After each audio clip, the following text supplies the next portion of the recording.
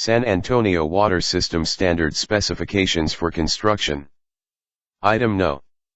900. Reconstruction of sanitary sewer by pipe bursting/crushing replacement process. 900.1 Description.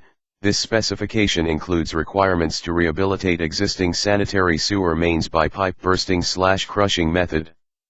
The pipe bursting/crushing process is defined as the reconstruction of existing sanitary sewer mains by the simultaneous insertion, breaking and expanding the old pipe, of liner pipe within the bore of the existing pipe.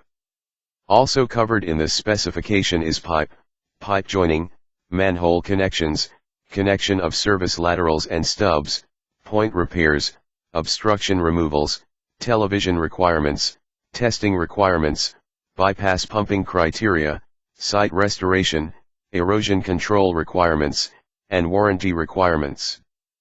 The pipe bursting/crushing process involves the rehabilitation of deteriorated gravity sewer pipe by installing new pipe material within the enlarged bore created by the use of using a static, hydraulic, or pneumatic hammer molding device, suitably sized to break the existing main, or by using a modified boring knife with a flared plug that crushes the existing sewer main.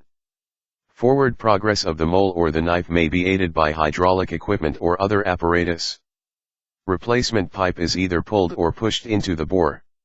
Sewer services are reconnected to the new pipe through small excavations from the surface.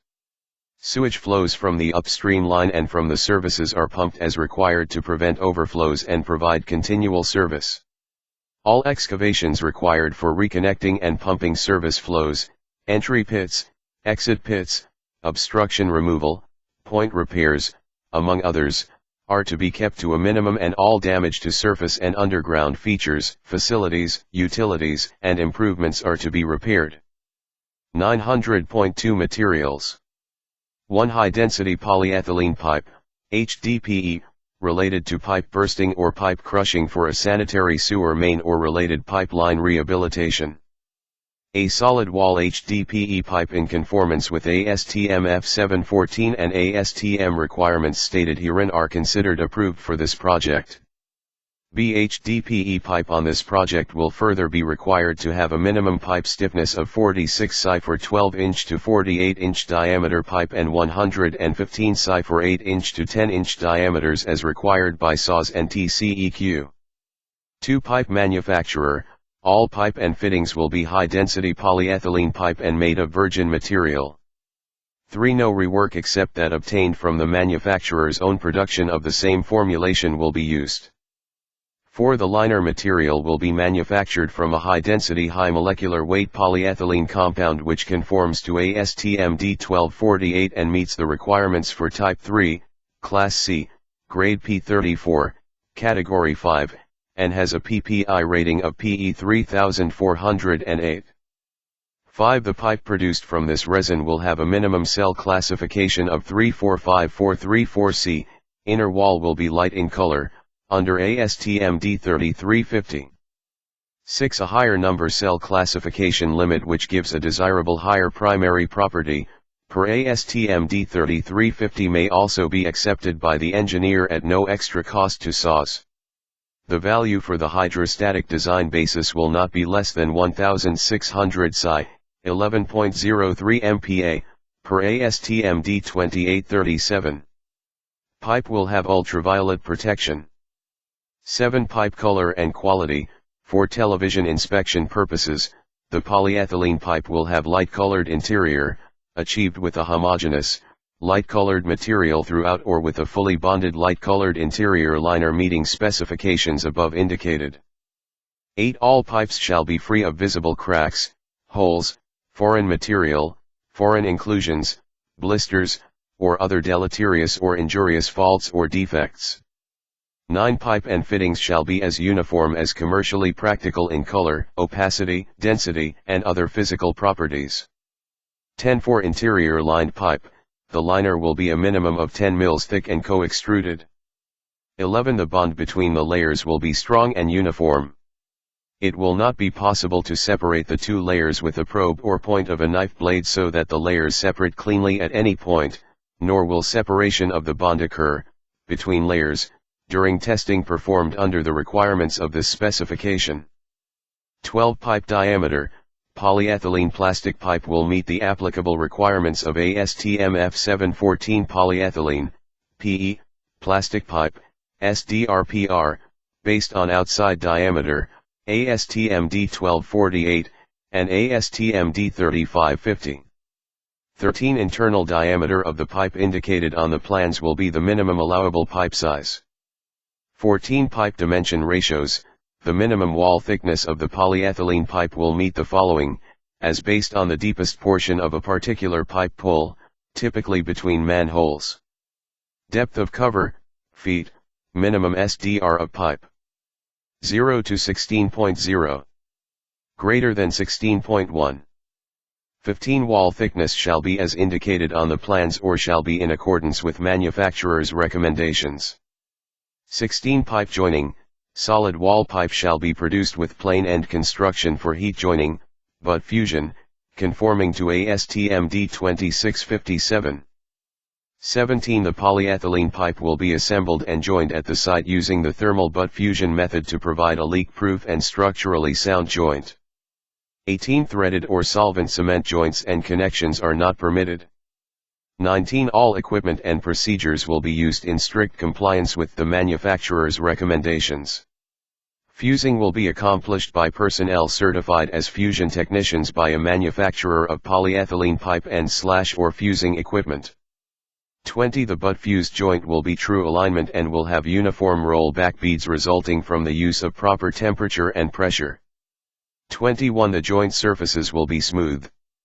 The fused joint will be watertight and will have tensile strength equal to that of the pipe.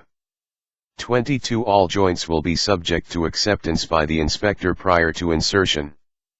23 All defective joints will be cut out and replaced at no cost to SAWS. 24 Any section of the pipe with a gash, blister, abrasion, nick, scar, or other deleterious fault greater in depth than 10% of the wall thickness, will not be used and must be removed from the site. However, a defective area of the pipe may be cut out and the joint fused in accordance with the procedures stated above. 25 In addition, if in the opinion of the inspector that any section of pipe has other defects, including those hereinafter listed, that may indicate damaged, improperly manufactured, faulty, or substandard pipe, said pipe will be discarded and not used. 26 Defects warranting pipe rejection include the following: concentrated ridges, discoloration, excessive spot roughness, and pitting, insufficient or variable wall thickness, pipe damage from bending, crushing, stretching, or other stress, pipe damage that impacts the pipe's strength, the intended use, the internal diameter of the pipe, internal roughness characteristics, or any other defect of manufacturing or handling. 27 Clamps and gaskets. Clamps shall be stainless steel, including bolts and lugs. Approved manufacturers are listed as SAWS APL. 28 Furnish full circle, universal clamp couplings with a minimum 3/16 inch thick neoprene, grid type gasket. 29 Select clamps to fit outside diameter of pipe. Use minimum clamp length of 30 inches for replacement pipes OD of 10.75 inches, 10-inch nominal, or greater, and 18 inches for replacement pipe OD less than 10.75 inches. 30 Terminal sections of pipe that are joined within the insertion pit will be connected with a full circle pipe repair clamp. 31 The butt gap between pipe ends will not exceed 1/2 inch. 32 Force mains, where applicable, solid wall pipe for sanitary sewer force mains shall have a minimum working pressure rating of 150 psi, and an inside diameter equal to or greater than the nominal pipe size indicated in the contract documents. 33 Augering pipe. HDPE pipe is not approved in applications requiring augering of sewer pipe. 34 Pipe marking. Each standard and non-standard length of pipe or fitting shall be clearly marked with pipe size, pipe class, production code, material designation, and other relevant identifying information. 35 Pipe inspections. The engineer and inspector reserves the right to inspect pipes. 36 Such inspection shall in no way relieve the manufacturer of the responsibilities to provide products that comply with the applicable standards and these specifications. 37 Approval of the products or tests is not implied by the engineer's decision not to inspect the testing, or finished pipes. 900.3 Construction. 1 Pit location. Location and number of insertion or launching pits will be chosen by the contractor, and will typically be located near existing or proposed manholes, P.I.S. in the line, at logical breaks in the construction phasing, or at locations to comply with access or maintenance requirements. 2 Pits shall be placed and located to minimize the total number of pulls and maximize the length of pipe replaced per pull, within the constraints of maintaining service and access and other requirements. 3 Use excavations at point repair locations for insertion pits where possible. 4 Operations. The contractor shall provide equipment, planning, and job execution necessary to accomplish the work in an efficient manner and consistent with the objectives of these specifications, including preventing damage to existing infrastructure, maintaining pedestrian and vehicular access, and providing continual sewer service to customers. 5 Pipe shall be assembled and fused on the ground in sections equivalent to the length of the anticipated pull. 6 During installation, all bending and loading of the pipe shall be in conformance with manufacturer's recommendations and shall not damage pipe. 7 Manholes shall be prepared so as to provide pipe installation at the lines and grades indicated in the contract documents. 8 The invert in the manholes shall be removed as required to allow for pipe installation activities and to accommodate invert replacement.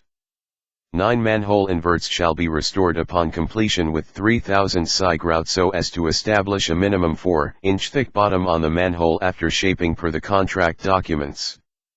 10 Equipment. The contractor shall utilize pipe bursting/crushing equipment with adequate pulling/pushing force to complete pulls in a timely manner. 11 The contractor shall provide equipment on the pulling mechanism to verify the pulling/pushing force exerted on the pipe does not exceed the manufacturer's recommendation for allowable pulling force to prevent damage to the pipe. 12 The pulling force may not exceed the following: 6 tons for 8.625-inch OD, 10 tons for 10.75-inch OD, 17 tons for 14-inch OD, 23 tons for 16-inch OD, 28 tons for 18-inch OD.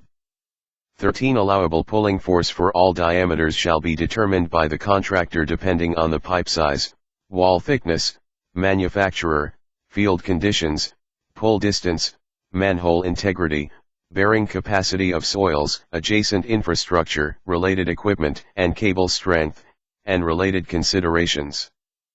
14 Equipment shall be configured with adequate knives or other appropriate devices to minimize interruptions in the installation process due to obstruction removal and other problems. 15 Pipe shall be secured to the pulling/pushing device in accordance with standard practice.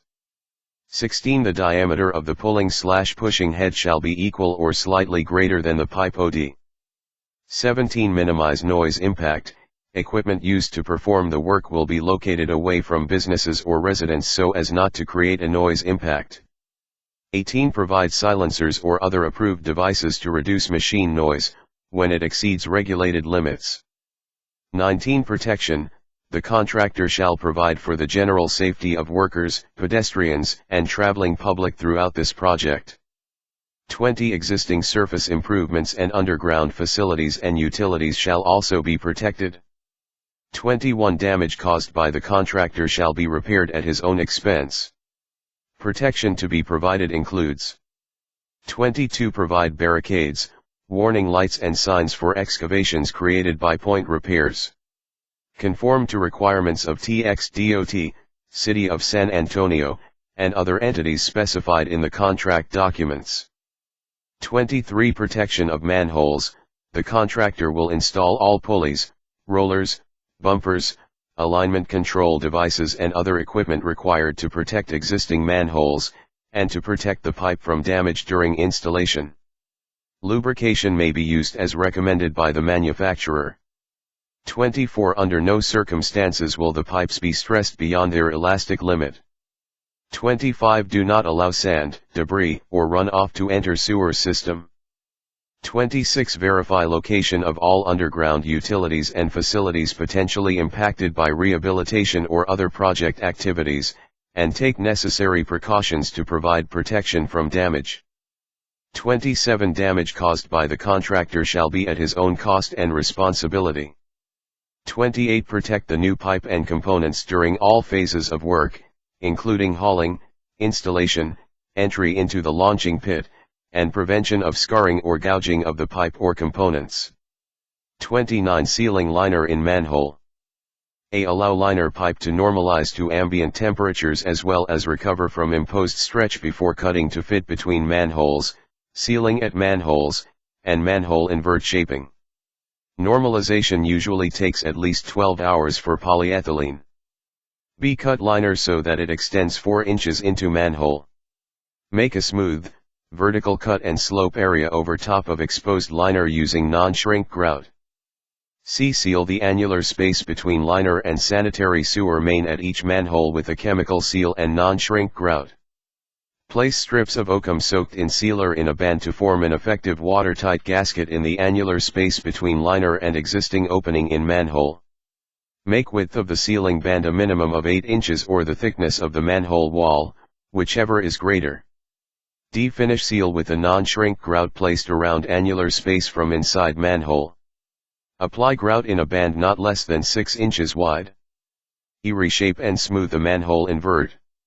Form a smooth transition with a reshaped invert and a raised manhole bench to eliminate sharp edges of liner pipe, concrete bench, and channeled invert. Build up and smooth invert of manhole to match flow line of new liner. 30. Field testing. A. After the existing sewer is completely replaced, internally inspect with television camera as specified in specification item number 866 sewer main television inspection. The finished tape will be continuous over the entire length of the sewer between 2 manholes and be free from visual defects. B. Defects which may affect the integrity or strength of the pipe in the opinion of the engineer or inspector will be repaired or the pipe replaced at the contractor's sole expense. C. The contractor shall smoke test to verify all sewer service connections. D. The following items are excerpted from 30 TAC 217 requirements for gravity sewer construction testing. Compliance with these requirements is required unless the contractor obtains and provides written authorization from the TCEQ authorizing alternative testing and compliance procedures. 1. Testing of installed pipe, an infiltration, exfiltration or low-pressure air test shall be specified in specification item number 849 sanitary sewer acceptance testing. Copies of all test results shall be made available to the Executive Director, TCEQ, upon request and SAWS inspector. 900.4 Measurement and payment. Measurement and payment for items included in this specification shall be in accordance with the pay items listed below. Work included in these items shall include and the price provided by the contractor will be considered as full compensation for furnishing and placing of all materials, labor, tools, and equipment, cleaning, preparation, repairs, obstruction removal, inspection, and phasing, protecting, work execution and any other work necessary to complete the project. 1. Installed pipe.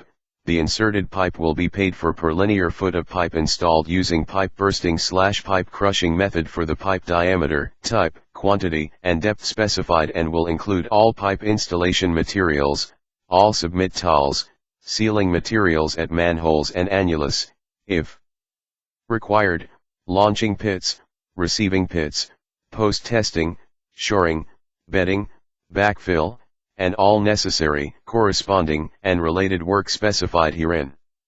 Item number 900. 2. Services, locating and reconstruction of services and all connections of services will be paid for per each connection made, including fittings and pipe. Payment for abandoned services will be on a per each connection made basis. Item No 900.1. 3. Point repairs. Point repairs will be paid for on a per each basis, as needed. Extra length point repair will be paid based on the length of pipe replaced per repair beyond the length established for each single point repair item, as needed. Abandoned point repairs will be paid on a cubic yard basis, as needed. Item No 900.5. For obstruction removal will be paid for on a per each basis, as needed. Item No 900.6. 5. Storm water pollution prevention and erosion control plan. Payment for this item will be based on the items and quantities of control measures included in the proposal on the basis indicated in the respective specification sections. 6. Site restoration, except as associated with point repairs and obstruction removals. Site restoration for all impacts to surface improvements will be on a linear foot basis of the rehabilitated line segment. For point repairs and obstruction removals, site repair will be on a per each basis. 7. Television inspection. Payment will be made for television inspection of the sewer line prior to pipe rehabilitation in accordance with specification item number 866, and cleaning will be in accordance with specification item number 868. There will be no additional or separate payment for post-TV video inspection, documentation, required submit tolls, and associated or related work. 8. Bypass pumping. The cost of any necessary bypass pumping will be considered subsidiary to the appropriate pay items for pipe installation, television inspection, repair, or related work and will not be a separate pay item.